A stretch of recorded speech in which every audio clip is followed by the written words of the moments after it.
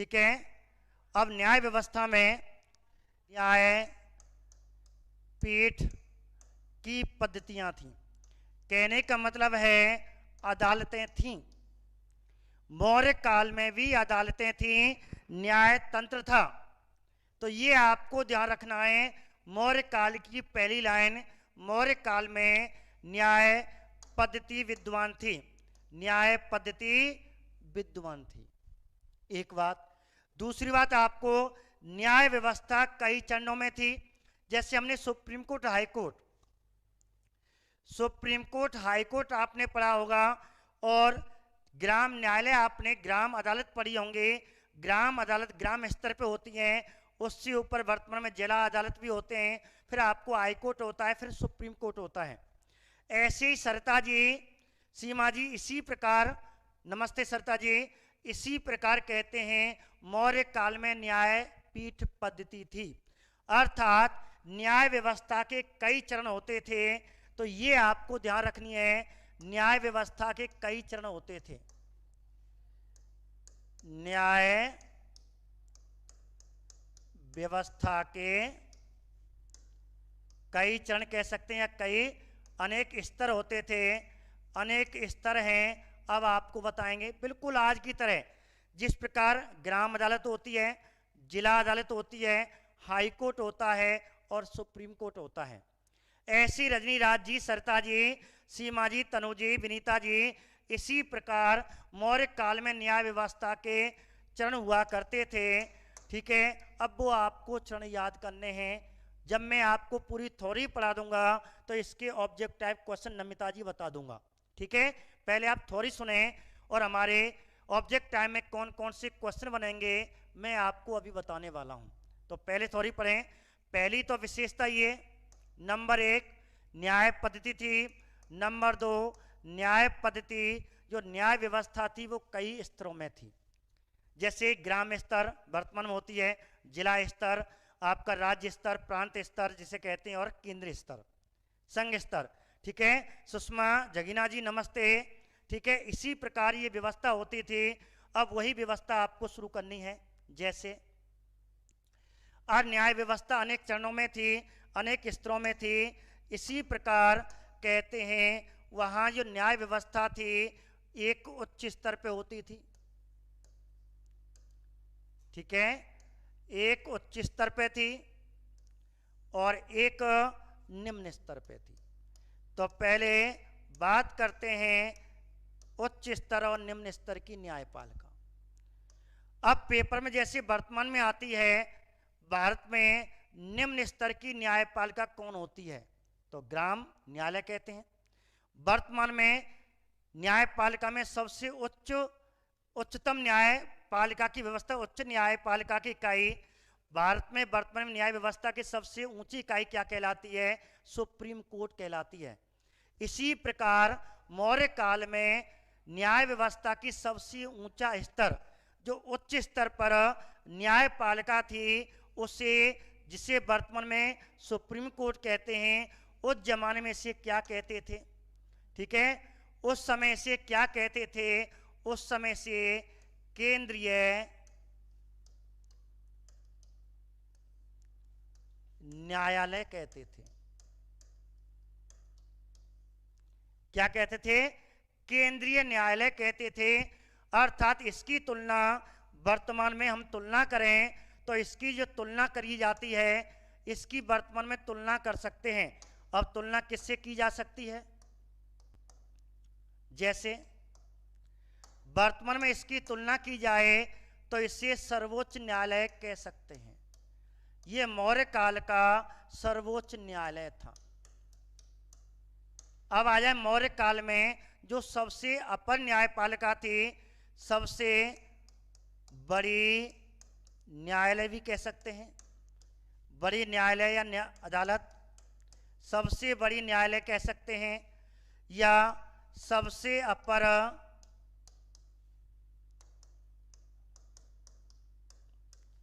न्यायालय कह सकते हैं।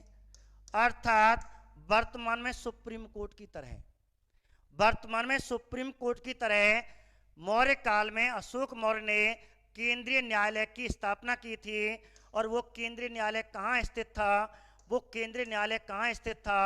वह राजधानी पाटलिपुत्र में था।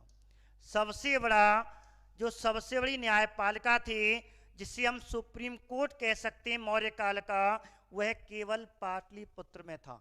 जिस प्रकार वर्तमान में कहाँ पे है? नई दिल्ली में है। ऐसे ही मौर्य काल में जो सुप्रीम कोर्ट था, सबसे बड़ी सर्वोच्च न्यायपालिका थी, सर्वोच्च न्यायालय था, वह पाटलिपुत्र में था। एक बात, जिस प्रकार देश का सबसे बड़ा मुख्य न्यायाधीश, ठीक है, जो सुप्रीम कोर्ट का जो सबसे बड़ा न्यायाधीश होता है उसे हम क्या कह सकते हैं? मुख्य न्यायाधीश, सीजीआई कह सकते हैं, चीफ जस्टिस ऑफ इंडिया कहते हैं। ऐसे ही गीतम सिंह जी नमस्ते, रश्मि जी नमस्ते, बंसी शर्मा जी नमस्ते, ठीक है, मानिक जी नमस्ते, सुषमा सैनी जी, नमित जी, सभी को राधे राधे नमस्ते। तो ऐसे ही मौर्य काल में पाटलिपुत्र में सुप्रीम कोर्ट होता था और इसका सर्वोच्च न्यायपालिका अर्थात सबसे बड़ी न्यायपालिका थी। अब इसका निर्णय कौन सुनाता था? अर्थात सबसे उच्च स्तर की जो केंद्रीय न्यायालय था उसका मुख्य न्यायाधीश कौन था? अब मुख्य न्यायाधीश पूछे तो इसका मुख्य न्यायाधीश स्वयं कौन होता था? सम्राट होता था, अर्थात राजा होता था। अर्थात अशोक मौर्य हुआ करता था, चंद्रगुप्त मौर्य हुआ करता था, बिंदुसार उस समय मौर्य काल का मुख्य न्यायाधीश था। सबसे बड़ा सर्वोच्च मुख्य न्यायाधीश कौन था? तो मौर्य काल में सर्वोच्च अंजू जी, हेमंत जी, उमेद जी, सर्वोच्च मौर्य काल में जो मुख्य न्यायाधीश था वह स्वयं सम्राट, वह स्वयं राजा चंद्रगुप्त मौर्य, बिंदुसार, अशोक मौर्य हुआ करता था। तो ये ध्यान रखना। आ जाए मौर्य काल में सर्वोच्च सबसे बड़ा मुख्य न्यायाधीश कौन होता था? स्वयं राजा होता था, स्वयं सम्राट होता था। हाँ, पीडीएफ नहीं बन पा रही, आपको ये क्लासें लेनी पड़ेंगी, ठीक है। Radhe Radhe Mohit ji, question clear? अब आपको ध्यान रखना, थोड़ा सा मैं आपको इसके बारे में, ठीक है, ये क्लियर। अब आगे इसी को बढ़ाते हैं। तो सबसे बड़ी न्यायपालिका कौन हो गई? केंद्रीय न्यायालय, जो पाटलिपुत्र में हुआ करती थी। और सबसे बड़ा सर्वोच्च अंतिम अदालत कह सकते हैं, अंतिम न्यायालय, अंतिम न्यायालय की अदालत कह सकते हैं। अंतिम व्यक्ति जब उसे कहीं भी कहते हैं न्याय नहीं मिलता था, अंत में किसका दरवाजा खटखटाता था? राजा का। को राजा सर्वोच्च न्यायालय का मुख्य न्यायाधीश हुआ करता था, इससे बड़ा कोई न्यायाधीश नहीं था। ये भी मौर्य काल में एक न्यायाधीश की तरह कार्य करता था, राजा के साथ साथ एक न्यायाधीश भी था। एक बात, ठीक है। तो न्याय की अंतिम अपीलीय अदालत, राजा का दरबार खटखटाया जाता था। तो इसमें हम कह सकते हैं, जैसे एक लाइन और इसमें बढ़ाएं, क्योंकि ये लाइन 10th में दे रखी है, ठीक है। तो न्याय की अंतिम अपीलीय अदालत, न्याय की मौर्य काल में न्याय की अंतिम, ऐसे लिखते जाना, अपीलीय अदालत, ठीक है, अपीलीय अदालत।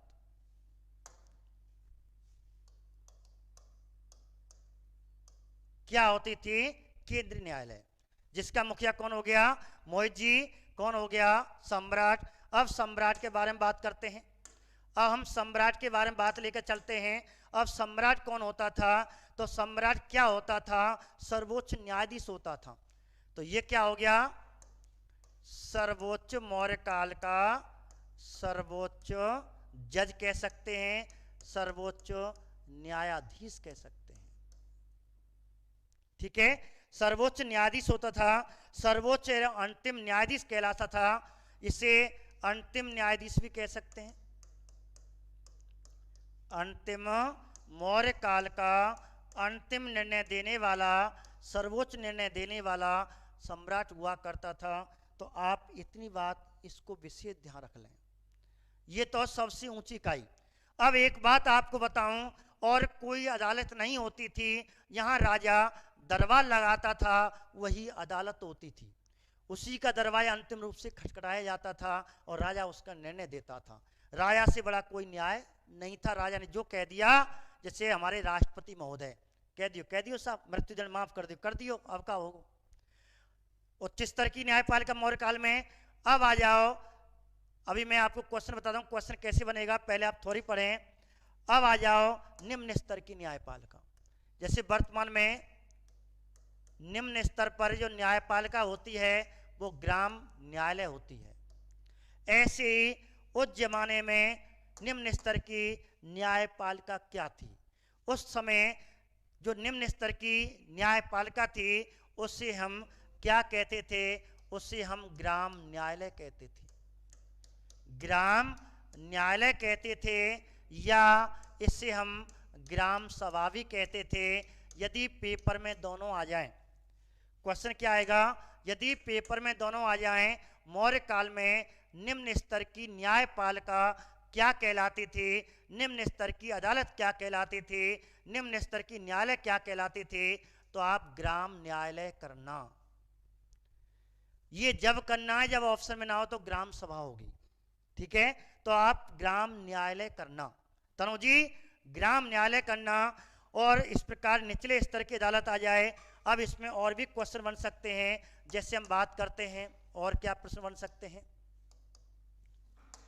तो इसे कह सकते हैं सबसे, ऐसे लिखते जाना, सबसे छोटी न्यायालय, सबसे छोटी न्यायालय या अदालत। तो सबसे छोटी न्यायालय, सबसे छोटे स्तर का न्यायालय, तो सबसे छोटे स्तर का न्यायालय ये होता था।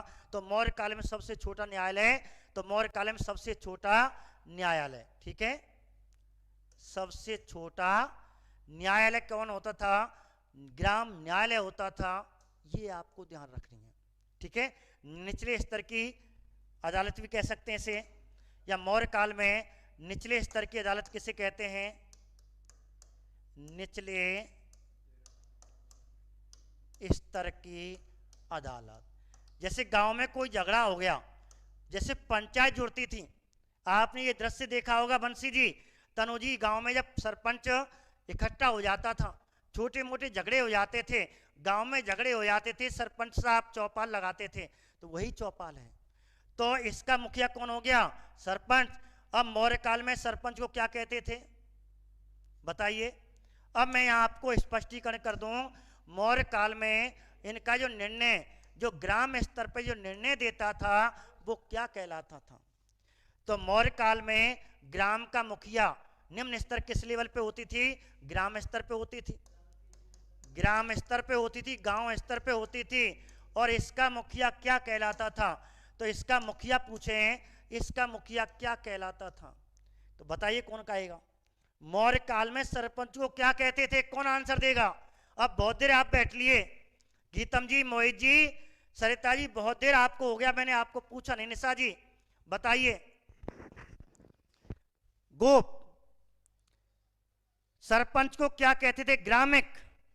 एक आंसर ग्रामिक आया, एक आंसर गोप आया। पुष्पेन जी, पूजा जी, सर स्टिक जी होंगे क्या? बता देंगे, ठीक है? हाँ, बताइए। गोप, ग्रामिक, ध्यान रखना, अब गोप होगा या ग्रामिक होगा। मैंने कहा मैं केवल आपकी गांव की, एक गांव की बात कर रहा हूं, केवल एक गांव की बात कर रहा हूं। गांव में सरपंच जो अवैतनिक होता था, ग्रामिक, क्या होता था? ग्रामिक होता था। तुषार जी, कृष्णा जी, मनिक जी, सीमा जी, ग्रामिक आंसर आएगा, ध्यान रखना। बहुत बढ़िया। और इसका आंसर क्या है? ग्रामिक, ठीक है? तो इसका जो आंसर है वो ग्रामिक या ग्रामिक, या तो ये शब्द आएगा या ग्रामिक आएगा। अब मैं आपको बता दूं, ग्रामीणी, ग्रामीणी एक शब्द लिख रहा हूं मैं अभी, ग्रामीणी, ये गलत है। अब मैं क्यों लिख रहा हूं? क्योंकि ये 10th क्लास में दे रखा है, गलत है। भाई हर किताब हो, ऑथर क्यों नहीं किताब हो, लेकिन हर चीज में कोई ना कोई टाइपिंग में गलती हो जाती है। राइटर कभी गलती नहीं करते, लेकिन टाइपर क्या है, ना का ना हो जाता है और वो ये तो समझते नहीं एक ही चीज़ होगी। लेकिन यहाँ क्वेश्चन चेंज है। ध्यान रखना, ग्रामीणी वैदिक काल में सरपंच, जो वैदिक काल का सरपंच था गांव का, जो वैदिक काल का मुखिया था, वो ग्रामीणी कहलाता था। वैदिक काल में गांव का मुखिया ग्रामीणी कहलाता था। यहाँ गलत दे रखा है, 10th क्लास में 12th क्लास में सही दे रखा है, ग्रामिक दे रखा है, ग्रामिक दे रखा है, 12th में सही दे रखा है। इसलिए मैं कह रहा हूं कुछ आपकी गाइड में पढ़ रहे होंगे, कुछ ऑथराइड किताब में भी, मैं श्रीवास्तव की किताबें आती हैं, लेकिन प्रजापति में सही दे रखा है, तो वो क्या है, प्रिंटर गलत हो जाता है, उसको हम दोबारा चेक नहीं कर पाते पन्नों को, और वही पब्लिकेशन चलता रहता है। तो मेरे मित्र ये लाइन गलत है। ग्रामीणी वैदिक काल में सरपंच को ग्रामीणी, वैदिक काल में गांव का मुखिया ग्रामीणी कहलाता था, लेकिन मौर्य काल में सरपंच या ग्राम का मुखिया ग्रामिक कहलाता था। ठीक है, मौर्य प्रशासन सबसे छोटी इकाई, देखो प्रशासन की छोटी इकाई पूछे तो ग्राम ही है, लेकिन मौर्य प्रशासन का सबसे छोटा प्रशासनिक अधिकारी पूछे, क्योंकि सरपंच को वेतन नहीं देते थे, ये सरकारी नहीं था, गवर्नमेंट नहीं था, ये गवर्नमेंट नहीं था, इसको सरकार की तरफ से, राजा की तरफ से, मंत्रियों की तरफ से कोई वेतन नहीं मिलता था, ये अवैतनिक था। इसलिए मौर्य प्रशासन का सबसे छोटा अधिकारी सरपंच को ना मान करके, ग्रामिक को ना मान करके गोप को मानते। इकाई तो गांव ही थी, गांव में सब काम चलते थे, लेकिन पैसा नहीं दिया जाता था, कर उगाया जाता था, सब काम होते थे। यही ये ध्यान रखना है। दोबारा सुने, क्वेश्चन पूछे ग्राम प्रशासन की सबसे छोटी इकाई, तो ग्राम करनी है। यदि पूछे ग्राम प्रशासन, मौर्य काल में ग्राम प्रशासन का सबसे छोटा अधिकारी, छोटा प्रशासनिक अधिकारी, तो आपको सरपंच अर्थात ग्रामिक नहीं करना है, आपको गोप करना है, क्योंकि गोप को पैसे मिलते थे, गोप को तनख्वाह मिलती थी, इसको कोई तनख्वाह नहीं मिलती थी।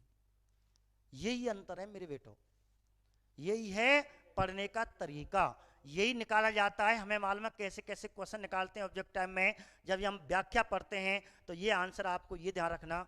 तो ये ध्यान रखना, मैं आपको क्यों बता रहा हूँ, आप 10वीं क्लास पढ़ोगे, फिर कहोगे 10वीं क्लास ऑथराइड, मानता हूँ ऑथराइड, लेकिन गलतियाँ हैं वो हमें ढूंढनी है। तो ग्रामीणी लिखा हुआ है 10th क्लास में, बिल्कुल गलत है। कुछ ऑथराइड किताबों में लिखा हुआ है, मैं कह रहा हूँ, जो सरकार द्वारा मान्यता प्राप्त हैं, लेकिन सरकार तो मोहर लगा देती है, एक शब्द ही चेक करती है, तो ये गलत कुछ किताबों में लिखा हुआ है। आप तो केवल ये करना, पेपर में यदि ग्रामिक है, क्वेश्चन है मौर्य काल में गांव का मुखिया ग्रामिक कहलाता था, ऑप्शन में ग्रामिक भी दे रखा हो, ग्रामीणी दे रखा हो, तो आप ग्रामीणी मत करना, आप ग्रामिक करना। हाँ, पेपर में ग्रामिक नहीं है, पेपर में ग्रामिक नहीं है तो ग्रामीणी कर देना, जबकि ऑप्शन में ये क्वेश्चन गलत माना जाएगा, वो अलग बात है। तो आपका आंसर ग्रामिक है, ग्रामीणी नहीं है, इसलिए मैंने आपको बता दिया। कल आप 10वीं किताब उठा लें और मेरे से कहें गुरुजी ये तो उसमें लिख रहा है, इसलिए मैंने आपको क्लियर कर दिया है। कोई दिक्कत? सरता जी, सीमा जी, दिक्कत? गोप का अंतर बता दिया। अब देखते हैं ये सरपंच साहब जी, अर्थात मौर्य काल का जो सरपंच था, जिसे ग्रामिक कहते थे, छोटे मोटे झगड़े अपने आप निपटा लेता था। लड़ाई को आ जा, ठीक है, जमीन को आ जा, कोई सो, दीवानी अदालत आ जा, दीवानी झगड़े आ जा, फौजदारी झगड़े आ जा, चोरी चपाटे आ जा, लुटेरे आ जा, डकैती आ जा, या जमीन पे कोई विवाद आ जा, वो चौपाल लगाता था सरपंच साहब, या अपने वृद्धजनों को बैठा लेता था, और वृद्धजनों का एक ग्राम सभा बना करके, तभी तो ग्राम सभा रखा है, एक ग्राम सभा बना करके और निर्णय लेता था। 5 पंच कहते पंच साहब, तो 5 आदमी ने बैठा करके सरपंच साहब उनसे सलाह मशवरा लेकर के उसका निर्णय गांव स्तर पे कर देता। तो गांव में एक ही प्रकार की न्यायपालिका थी, हर जगह 2 प्रकार की न्यायपालिका आएगी, लेकिन एक राजा के दरबार में एक ही न्यायपालिका, कोई दूसरी न्यायपालिका नहीं थी, केवल एक प्रकार की न्यायपालिका। और गांव में भी केवल एक चौपाल थी, एक प्रकार की न्यायपालिका, वहां 2 अदालत नहीं लगती थी, 2 प्रकार की अदालतें हर जगह, जिले में, जनपद में, नगर में, शहरों में 2 प्रकार की न्यायपालिका थी। एक तो झगड़े हो जाते थे, ठीक है, दीवानी अदालत, एक जमीन अदालत है, आपको वहां पे अदालत लगती थी, तो वहां 2 प्रकार की फौजदारी अदालत और दीवानी अदालत, 2 प्रकार की अदालत होती थी। लेकिन ध्यान रखना, केंद्र में अर्थात पाटलिपुत्र में और गांव में केवल एक प्रकार की अदालत थी, आपको यदि सत्य असत्य में कथन आ जाए तो ध्यान रखना, इन दोनों को छोड़ करके, केंद्र पाटलिपुत्र राजधानी के छोड़ करके और गांव में छोड़ करके बाकी सब में 2 प्रकार की अदालतें होती थी। आपने 10वीं किताब पढ़ी हो तो मैं आपको क्लियर करवा दूं। हाँ, 10वीं क्लास में तो गोप छोटी इकाई, अरे प्रशासनिक इकाई, गोप इकाई ना है, प्रशासनिक अधिकारी, सबसे छोटा प्रशासनिक अधिकारी पढ़ो। तनु जी ध्यान से पढ़िए किताब खोल के, किताब में लिख रहा है ग्राम प्रशासन की मौर्य काल में, ग्राम की सब मौर्य काल में न्याय व्यवस्था, मौर्य काल में प्रशासन की सबसे छोटी इकाई का अधिकारी, यूं लिखा हुआ है, यूं लाइन लिखी हुई, उसमें लाइन काट दी है। वो कह रहा है कि प्रशासन का अधिकारी बात पूछा है, प्रशासन तो गोपी होगा, सरपंच ग्रामिक नहीं होगा। तो मौर्य काल में प्रशासन की सबसे छोटी इकाई और गांव का समूह, एक गांव 10 गांव दे देते, जैसे एक गांव आपका गांव है, आपका गांव मुझे मालूम है कौन सा है, तो ऐसे करके आपका एक गांव और आसपास के 9 अन्य गांवों ने मिला के 10 गांव के ऊपर एक गोप लगा देते। एक गांव को सरपंच ग्रामिक, एक गांव को ग्रामिक और अन्य 10 गांवों के ऊपर एक, और सरपंच 10 सरपंच के ऊपर एक अधिकारी होता था, वो गोप होता था, वो सरकारी आदमी होता था। ठीक है, ध्यान रखना। तो 10वीं क्लास में दे रखा है मौर्य काल में प्रशासन की सबसे छोटी इकाई का प्रशासनिक अधिकारी गोप होता था। मां में बात छुपाएगा है, बात मैं आपको दे रहा हूं। ठीक है तनु जी, ठीक है, क्लियर हो गया। अब देखिए मैं आपको बता रहा था, तो 2 चीज आपको ध्यान रखना, केंद्र न्यायपालिका, केंद्र में और गांव में एक ही प्रकार की न्यायालय था, एक ही प्रकार की अदालत थी। बाकी हर क्षेत्र में, शहरों में, नगरों में, स्थानिक में, ठीक है, और 2 प्रकार की अदालत हुआ करती थी। हाँ, गांव 10 गांव का मुखिया, ग्रामिक 1 गांव का मुखिया, ग्रामिक 1 गांव का मुखिया और गोप 10 गांवों का मुखिया। इसको सरकारी वेतन मिलता था, गोप को, इसको कोई वेतन नहीं मिलता था, इसलिए इसको प्रशासनिक अधिकारी नहीं माना गया, गोप को प्रशासनिक अधिकारी माना गया है। आई समझ में तनु जी, क्लियर हो गया। आगे बात करें, 2 चीज मैंने आपको बताई, मौखिक बताई, केंद्र में और गांव में कोई भी केवल 1 प्रकार की अदालतें थी, 2 प्रकार की अदालतें नहीं थी। अब बात करते हैं 2 कहां थी। अब चलते हैं, ये क्लियर हो गया, ये सीधा क्वेश्चन पूछेगा। सबसे छोटी अदालत हो गई, इसका मुखिया ग्रामिक अपने ग्राम वृद्ध जनों से सलाह लेकर के यहाँ का ग्रामिक, जिसे वर्तमान में सरपंच कहते हैं, वो अपना निर्णय सुना देता था, अर्थात आगे निर्णय को, विवाद को गांव से बाहर नहीं जाने देता था, गांव में निर्णय हो जाता था। आगे बात करते हैं, अब कहते हैं अब 2 अदालतें कहाँ होती थी। केंद्र में और जिले में केवल 1 प्रकार की अदालत होती थी। अब यहाँ कितने प्रकार की अदालत होती थी, इनके अलावा और कौन सी अदालतें होती थी। ठीक है, पहले बच्चे कह रहे हैं कि सर स्क्रीनशॉट ले पाए क्योंकि आपको समय नहीं मिलेगा, फटाफट स्क्रीनशॉट ले लो यहां से।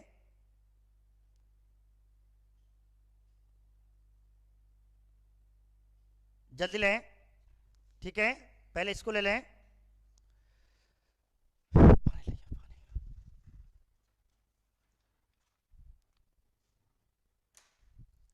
जल्दी लें।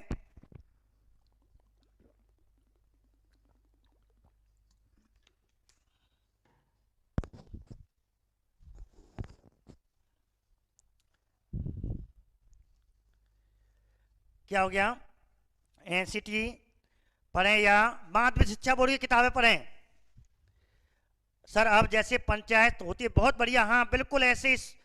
सौरभ तिवारी जी, सौरभ जी बहुत बढ़िया, श्वेता जी, तरवर जी, ध्यान रखना, बिल्कुल ऐसे ही। अब पंचायत समिति पहुंच गई, बिल्कुल आप पहुंच गए सही जगह पे। 10वीं किताब, 12वीं किताब माध्यमिक शिक्षा बोर्ड की किताब लें, दिल्ली वाली मत लें, दिल्ली वाली आपको नहीं समझ में आएंगी। आप इनसे ही आपका कंसेप्ट क्लियर हो जाएगा, 10वीं 12वीं किताबों से ही। माध्यमिक शिक्षा बोर्ड की किताबें लें आप, ठीक है, उसमें फंस जाओगे, आपको याद कुछ नहीं होगा, ठीक है, नहीं पढ़ पाओगे, समय कम है, 4 महीने में आपको 10वीं 12वीं किताब बिल्कुल नोट्स हैं, एक तरह की थोड़ी मोड़ी गलती है, आप गलती को मैं आपको सुधार रहा हूं। अब बात करते हैं आगे, ये स्कैन ले लिया। अब आगे निम्न स्तर की न्यायपालिका का इसका स्कैन ले। अब बात करते हैं 2 अदालतें कहाँ होती थी। ठीक है, 2 अदालतें, जैसे केंद्र से बड़ा प्रांत, प्रांत से बड़ा मंडल, मंडल से बड़ा आहार, आहार से बड़ा जनपद, जनपद से बड़ा स्थानिक, स्थानिक से बड़ा द्रोण और द्रोण से बड़ा खारवटक, और जो खारवटक से बड़ा संग्रहण और संग्रहण क्रम है, बड़ा नहीं, छोटा छोटा चलते जाएं। उसके बाद क्रम से है। तो मैं आपको ये बताने जा रहा हूं अभी। अब देखो कहाँ कहाँ दो दो अदालतें होती थी, बड़ा नहीं छोटा, उल्टा हो गया। जैसे लिख सकते हो, फटाफट आप लिख लें, मैं बोल रहा हूं। एक सारणी बनानी है आपको, जैसे केंद्र, यहां मैं बनवा देता हूं। केंद्र, केंद्र से छोटा प्रांत, ठीक है, प्रांत से छोटा मंडल, मंडल से छोटा विषय। ये भ्रमित मत हो जाना, आपको तो मैंने शॉर्ट में बताया था, यहाँ मैं आपको थोड़ा सा बता रहा हूँ क्योंकि 10th क्लास में बीच में गायब कर दिए हैं, लेकिन यहाँ मैं पूरा बता रहा हूँ। 10th क्लास में छोटे हैं, मैं आपको यहाँ पूरा बता रहा हूँ। आहार, और आहार के बाद, ठीक है, जनपद।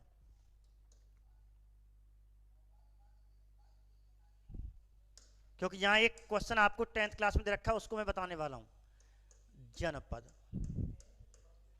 देखो ये चीज है, ये तो जो मान लो शहर है, मतलब बड़े प्रांत है ये सब। केंद्र से छोटा प्रांत, केंद्र किस में बटा हुआ, अर्थात केंद्र, ये तो प्रशासन है मौर्य साम्राज्य। मौर्य साम्राज्य किस में बटा हुआ था, प्रांतों में। प्रांत किस में बटे हुए थे, मंडल में। मंडल किस में बटे हुए थे, विषय में, अर्थात इन्हें आरवी कहते हैं। और ये किस में बटे हुए थे, जनपद। तो सबसे बड़ा केंद्र, फिर प्रांत, जो 5 प्रांत थे, फिर मंडल, फिर विषय जिसे आरवी कहते हैं, और जनपद। अब जनपद से छोटा, जनपद से छोटा लिखें स्थानिक, बिल्कुल ऐसे बनाते जाएं। अब स्थानिक ये इकाई है, देखो ये तो सबसे बड़ी इकाई है गई, बड़ी, केंद्र से लेकर के और जनपद तक तो सबसे बड़ी इकाई है गई। फिर जनपद से छोटी इकाई स्थानिक थी, छोटी स्थानिक थी। इससे छोटी इकाई द्रोण, द्रोण मुख जिसे कहते हैं, द्रोण मुख कह सकते हैं। और इससे छोटी खारवटक, खारवटिक या खारवटक।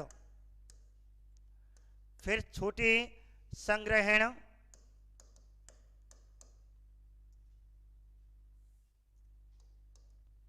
ये आपको थोड़ा 10th क्लास में दे दिया इसलिए बढ़वा दिया, मैं इसको पढ़ाता नहीं। और श्रवण से छोटा है ग्राम। देखिए ये थी इकाई, मैंने आपको पूरी इकाई लिख दी है, दोबारा सुने। जैसे उल्टा करें, ग्राम का समूह श्रवण, सर्वग्रहण का समूह सार्वत्रिक, सार्वत्रिक का समूह द्रोण कहलाता है, द्रोण का समूह स्थानिक कहलाता है, स्थानिक का समूह जनपद कहलाता है, जनपद का समूह विषय कहलाता है, विषय का समूह मंडल कहता है, मंडल का समूह प्रांत कहलाता है, और प्रांत का समूह केंद्र। अर्थात जैसे हमारा पूर्व देश, फिर हमारे 28 राज्य, फिर वहाँ के मंडल, फिर वहाँ के विषय, फिर वहाँ के जनपद, फिर स्थानिक, अर्थात सबसे बड़ी इकाई क्या थी, केंद्र। फिर बाद छोटी प्रांत, फिर बाद छोटी विषय, फिर उससे छोटी जनपद, फिर बाद छोटी स्थानिक, फिर बाद छोटी द्रोणमुख, फिर उससे छोटी खारवटिक, उससे छोटी सर्वग्रहण, और उससे सबसे छोटी ग्राम। तो सबसे छोटी इकाई आएगी। और ये सबसे, ये था मौर्य काल। मौर्य काल में प्रशासनिक आपको नहीं याद करने, अब याद क्या करने वो मैं आपको बता रहा हूं। ये तो मैंने लिख दिया है बच्चे, क्योंकि 10th क्लास में दे रखा है, फिर पूछते गुरुजी का चीज है। अब आपको याद क्या करना है, एक तो ये याद करना है और एक ये याद करना, बाकी सब ने भूल जाइए। बाकी ये तो मैंने बता ही दिया, ग्राम के बारे में बता दिया, केंद्र के बारे में मैंने अभी बता दिया, उच्च स्तर की केंद्र न्यायपालिका, ग्राम न्यायपालिका, और जनपद और स्थानिक में याद कर लेना। अब आपको याद क्या करने हैं, अब आपको याद क्या करने हैं, अब आपको यहां याद रखना। तो जनपद का जो मुख्य न्यायाधीश था वो क्या कहलाता था, और स्थानिक का मुख्य न्यायाधीश क्या कहलाता था। ठीक है, तो यहां लिख सकते हो आप, अभी बता रहा हूं आपको, थोड़ा आपको दिक्कत आ रही होगी तो यहां लिख लें। ठीक है, नगर, स्थानिक नहीं, नगर, नगर का मुख्य न्यायाधीश। अभी दोबारा आपको जब समझाऊंगा आपको दिमाग में बैठ जाएगी। ये क्वेश्चन ये याद करना है। ऐसे जनपद का मुख्य न्यायाधीश, ये रहा जनपद और ये रहा स्थानिक। कहने का मतलब है जैसे केस आ गया गांव में केस तो गांव में निपुण है गो। अब कोई केस है गांव की नाम मानो वो 10 गांव के समूह मुखिया पे पहुंच गो, गोप पे पहुंच गो, ये गोप है गो, गोप पे उन्होंने निर्णय भयो, फिर वो आगे सार्वत्रिक पे पहुंच गया। अब वो अंत में हारता गया, कहते हैं उसके विरोध में निर्णय आता गया और वह एक तरह की अंतिम अपनी जो नगर की सबसे ऊंची न्यायपालिका होती थी, नगर की जो सबसे ऊंची न्यायपालिका स्थानिक की जगह पे होती थी, स्थानिक के तहत होती थी, स्थानिक नामक संस्था पे होती थी। अर्थात इसके निर्णय यहाँ, इसके निर्णय यहाँ, इसके निर्णय यहाँ, और यहाँ करके मुख्य न्यायाधीश अर्थात कहते सकते हैं एक तरह की यह कैसी हो गई, ये आपकी जिला अदालत हो गई एक तरह की। जैसे ये जिला अदालतें हैं, ये सबसे बड़ी अदालतें हैं, ये सबसे बड़े स्तर होते थे। वहाँ की सबसे बड़ी अदालत यहाँ हाई कोर्ट होती थी, ये इनकी हाई कोर्ट है। ये इन वाली जो लाइन है इनकी हाई कोर्ट तो ये रही, और इनकी जो हाई कोर्ट है वो आपको यहाँ है। लेकिन सबसे बड़ी सुप्रीम कोर्ट थी राजा। यहाँ थोड़ा आपको दिक्कत हो रहा होगा, कोई दिक्कत नहीं, दोबारा मैं समझाने की कोशिश करूंगा। क्वेश्चन क्या कहेगा आप तो याद कर लेना कि जनपद का मुख्य न्यायाधीश क्या कहलाता था। जनपद का जो मुख्य न्यायाधीश था वो क्या कहलाता था, उसे क्या कहते थे, तो आपको एक शब्द याद रखना, रज्जुक। कहने का मतलब है जैसे कोई निर्णय यहाँ सुनाया जा रहा है, इनमें यहाँ पे सुनाया जा रहा है, इन सब का जो सबसे बड़ा केंद्र को छोड़ करके जो जनपद हुआ करते थे, छोटे छोटे जनपद हुआ करते थे, उनके ऊपर एक मुख्य न्यायाधीश हुआ करता था, उसे रज्जुक कहते थे। अर्थात जनपद का सबसे बड़ा मुख्य न्यायाधीश रज्जुक कहलाता था। और ये छोटी इकाइयाँ हुआ करती थी, इन सब का सबसे बड़ा मुख्य न्यायालय, मुख्य न्यायाधीश जो नगर में बैठता था, जो नगर में बैठता था, अर्थात नगर का मुख्य न्यायाधीश क्या कहलाता था, तो आप याद रख लें, व्यवहारिक। पीला दिखाई दे रहा नहीं दे रहा है, नहीं दे रहा होगा शायद, है ना, दिखाई दे रहा है, हाँ रज्जुक। बस आपको याद रखना है, कहने का मतलब है इन छोटी इकाइयों का जो सर्वोच्च न्यायालय था वह नगर लेवल पे होता था। अर्थात नगर का मुख्य न्यायाधीश क्या कहलाता था, व्यवहारिक कहलाता था। और इनका जो हाई कोर्ट हुआ करता था, इन छोटी इन बड़ी इकाइयों का जो हाई कोर्ट हुआ करता था वो जनपद स्तर पे हुआ करता था। और जनपद का मुख्य न्यायाधीश क्या कहलाता था, रज्जुक कहलाता था। ये इंपॉर्टेंट है, आपके पेपर में आने के चांस हैं इनके। ये दोनों क्वेश्चन आप याद कर लेना। बाकी आपको इस सारणी में जो मैंने आपको ये बनवाया इसमें कोई इंपॉर्टेंट नहीं है। अर्थात ये छोटी इकाई हैं, इनका मुखिया नगर में बैठता था, जो स्थानीय लेवल पे होती थी तो नगर का मुख्य न्यायाधीश व्यावहारिक कहलाता था। इन बड़ी इकाइयों का केंद्र को छोड़ करके प्रांत से लेकर के और यहाँ तक जनपद तक इन इकाइयों को जो बड़ा अधिकारी होता था उसे रज्जुक कहते थे। अर्थात जनपद का मुख्य न्यायाधीश क्या कहलाता था, रज्जुक कहलाता था। पीला सर कम दिखाई दे रहा, अब तो लग गया, कोई बात नहीं, मैं बोल रहा हूँ तो फिर नहीं लिखूंगा, इतना लिख लें। तो जनपद का मुख्य न्यायाधीश रज्जुक कहलाता था। और नगर का ये छोटी इकाइयाँ हैं, गांव को छोड़ करके जितनी नगर की छोटी इकाइयाँ हैं उनका मुख्य न्यायाधीश व्यवहारिक था। केंद्र को छोड़ करके जो बड़ी इकाइयाँ हैं इनका जो मुख्य न्यायाधीश था वो रज्जुक था। बस ये याद कर लें, ठीक है। ध्यान रखना तुषार जी, इसमें आने के पूरे पूरे चांस है। ये दोनों क्वेश्चन इंपोर्टेंट डाल लो, ठीक है। रीड के लिए इंपोर्टेंट डाल लीजिए। आ जाए रज्जुक क्या था, तो आपको जनपद का मुख्य न्यायाधीश, और व्यवहारिक क्या था, नगर का मुख्य न्यायाधीश। क्लियर, बस और कुछ नहीं करना, इतना आपको इसमें करना है। अब हम बात करते हैं, आज क्लासें कम हुई, ठीक है, चलो कोई बात नहीं। अब दोबारा सुन लें क्वेश्चन क्या मरेगा, अब तक की क्लास में मैंने क्या पढ़ाया और इसमें क्या था, दोबारा सुने ध्यान से। देखो शुरू से मैं पढ़ाता हूँ, इसमें क्या क्वेश्चन बनेंगे, आज कम क्वेश्चन करा पाए।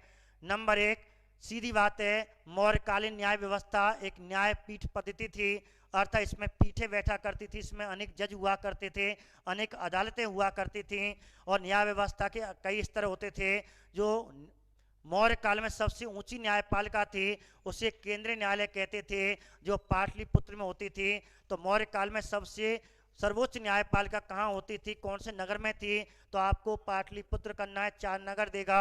यस, मौर्य काल की सबसे बड़ी अदालत, सबसे अपर न्यायालय, सर्वोच्च न्यायालय कहाँ होती थी, तो आपको आंसर पाटलिपुत्र करना है। ठीक है। और मौर्य काल का मुख्य न्यायाधीश, सबसे बड़ा मुख्य न्यायाधीश कौन होता था, तो स्वयं राजा होता था, आपको याद रखना है ये बात। और मौर्य काल की अंतिम न्यायाधीश कौन होते थे, तो आपको केंद्र न्यायालय करना है। और निम्न स्तर की न्यायपालिका क्या कहते थे, तो आपको ग्राम न्यायालय करना है। सबसे छोटा न्यायालय कौन से स्तर पे होता था, ग्राम स्तर पे होता था। और ग्राम स्तर का मुख्य न्यायाधीश क्या कहलाता था, ग्रामीण कहलाता था, जो अपने ग्राम जनों से मिल करके, बूढ़े बड़ों से मिल करके निर्णय करता था। यहाँ केवल एक प्रकार की अदालत होती थी, जो केवल ग्राम न्यायालय होती थी। सेंटर में भी एक अदालत होती थी। दूसरी बात, अब इसमें मौर्य काल में अनेक प्रशासनिक व्यवस्था थी।